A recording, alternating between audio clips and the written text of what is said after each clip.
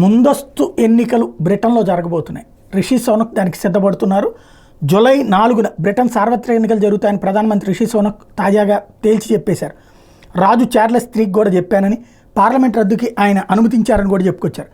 వేసవిలో 6 వారాల్లో ఎన్నికలకు వెళ్తున్నట్టు చెప్పారు.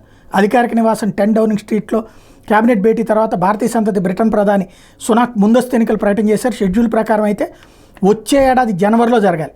బ్రిటన్ సార్వత్రిక ఎన్నికలు జరగాల్సి ఉంది. అంటే దాదాపుగా ఒక 8 నెలలు టైం ఉంది.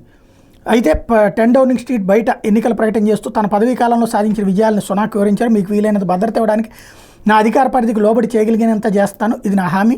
బ్రిటన్ తన భవిష్యత్తును ఎంచుకోవాల్సిన తరుణం ఇది అంటూ రిషి సోనక్ దేశ ప్రజలను ఉద్దేశించి చెప్పుకొచ్చారు. సునాక్ కన్జర్వేటివ్ పార్టీకి ఓటమి తప్పదని, లేబర్ పార్టీకి విస్పష్ట మెజార్టీ కనిపిస్తుందని చాలా ఒపీనియన్ పోల్స్ స్పష్టం చేయడం, ఇటీవల జరిగిన ఉప ఎన్నికలు స్థానిక ఎన్నికల్లో వరుసపెట్టి లేబర్ పార్టీ గెలుస్తూ రావడం, ఈ టైంలో ముందస్తు ఎన్నికలకు వెళ్ళడం అన్నటువంటిది చాలా పెద్ద సాహసమే చేస్తున్నారు.